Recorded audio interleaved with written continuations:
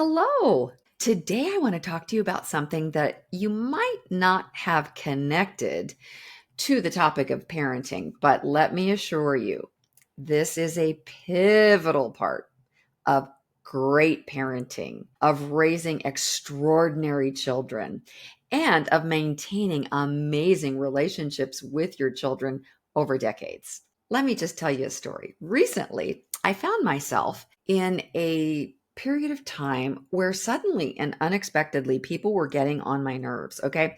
Now, I typically am a flexible, cheerful, see the bright side, see the cup half full rather than half empty sort of person. If somebody gets on my nerves or steps on my toes or overlooks me or, says something offensive, typically I just treat it like a mosquito, slap it away, dirt in my eye, just flick it away, a gnat buzzing around, wipe it away, and I move on.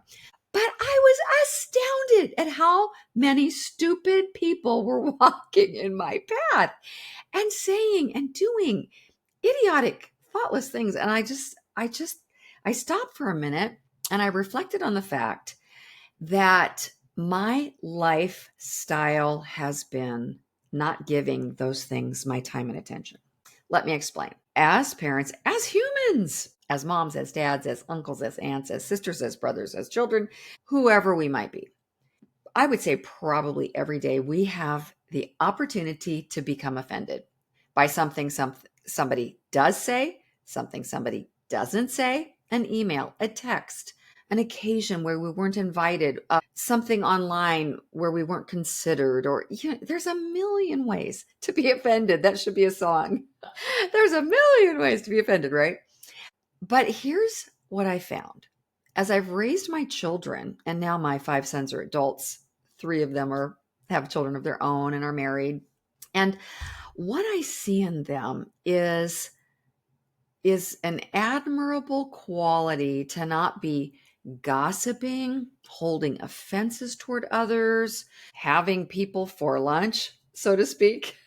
In the old days, they would say, "Oh, we had the pastor for lunch." And what that essentially meant was after church, you sat around talking about the pastor's sermon or how bad it was, or, how the church was blah, blah, blah. Anyway, that wasn't a very good joke. But anyway, what occurred to me was that it really has been a wholehearted endeavor of mine, by the grace of God, to not be a gossiping person who shares things under the guise of, let's pray about that. The fear of God was in me to not speak unseemly things about others or just needless chatter about things that really I can't do anything about and my kids don't need to know about and my husband and I don't really need to talk about.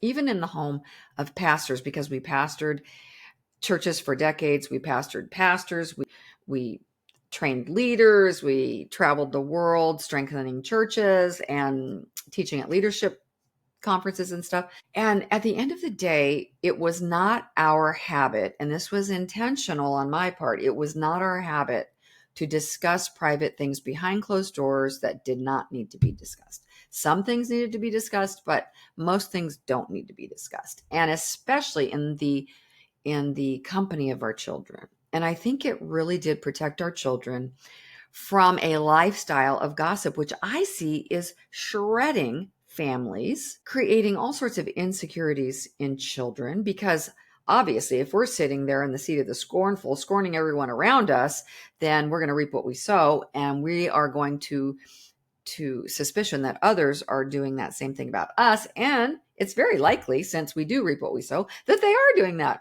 about us. I know that my family and I were the topic of many, many, many, many needless conversations, as I could tell by different things that came up along the way. Right? When people choose gossip and slander as their lifestyle, eventually it comes to the surface, right? A little bird carries it, and you find out about it sooner or later. But I really feel that when things come at us, when somebody offends us, when it could be grandma, it could be auntie, it could be our sister, our brother, our father-in-law, our mother-in-law, someone from church, someone from our homeschool co-op, someone in our neighborhood, doesn't matter. It really doesn't deserve the time of day. And so I would just encourage you to protect your children, to protect your family unity, to protect your integrity and your character and the character of your children.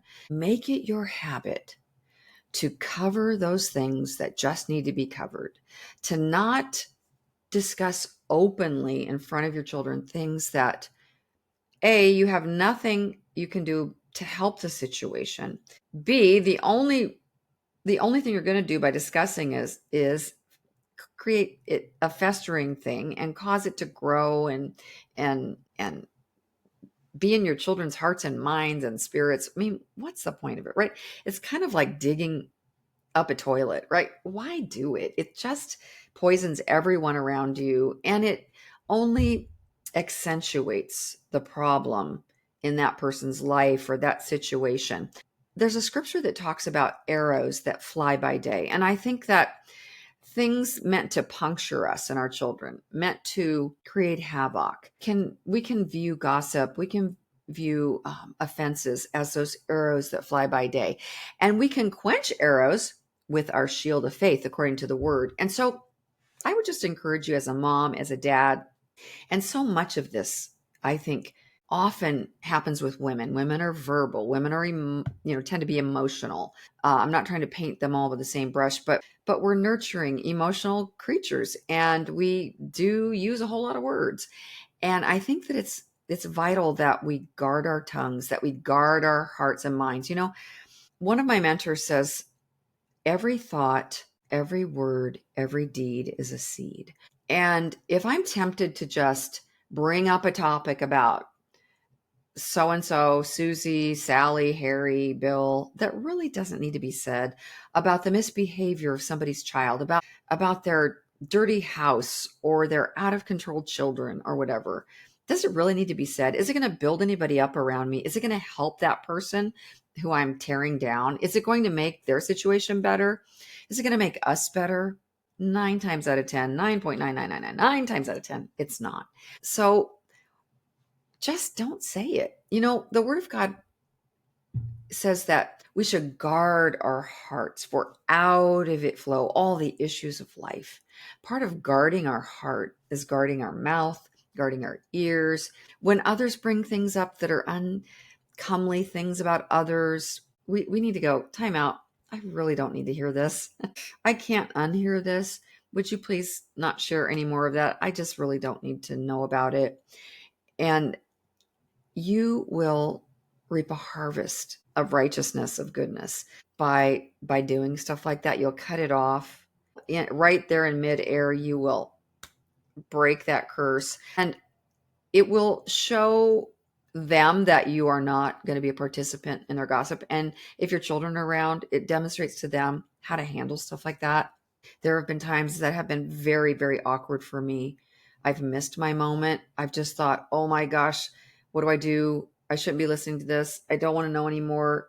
And I missed my moment. There have been other times that I have um, beautifully segued into, thank you. That's enough. I don't need to know all the details, or just do your best to jump on it immediately and abort it. Because if you guard your heart, if you help to guide your children to guard their hearts, their heart will be that much more pure, and all the issues flow out of it. I see families all the time, fractured, splintered, divorced, broken families. It all started with an offense. It all started with the tongue. It all started with digging up trash that didn't need to be dug up, multiplying that trash by speaking it, by declaring it. Our mouths are powerful, and what we throw out there into the universe, there's a ripple effect. It's multiplied, whether it's for good or for evil. Don't gossip. Don't retaliate. Don't scheme.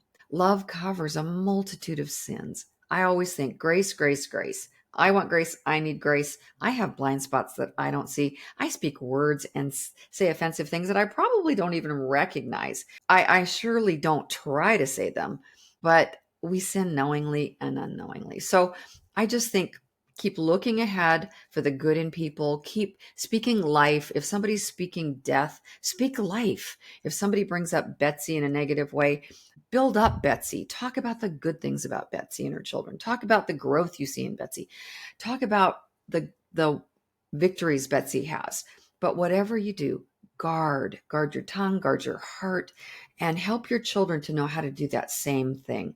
If you see a sudden habit of them bad mouthing somebody or bringing up something that's really going to be fruitless for good and it's going to be fruitful for the darkness, help them to navigate that and to teach them the best way is to speak words of life. It's to guard our hearts. It's to let go of offenses. It's to cover that which we could uncover and really multiply a big old mess that we can't clean up. Somebody once used the illustration of it's kind of like a feather pillow that you cut open and shake all over the room. That's what offenses do when we open our mouths and talk more about them, when we share them at the dinner table, when we share them in front of our children, we talk about them in the car on the way home from being at that party or that get together or that church meeting or whatever. Oh, and once those feathers fly, good luck cleaning them up. And they stick in our kids' spirits, and we are going to reap what we sow, and they're going to reap what they sow.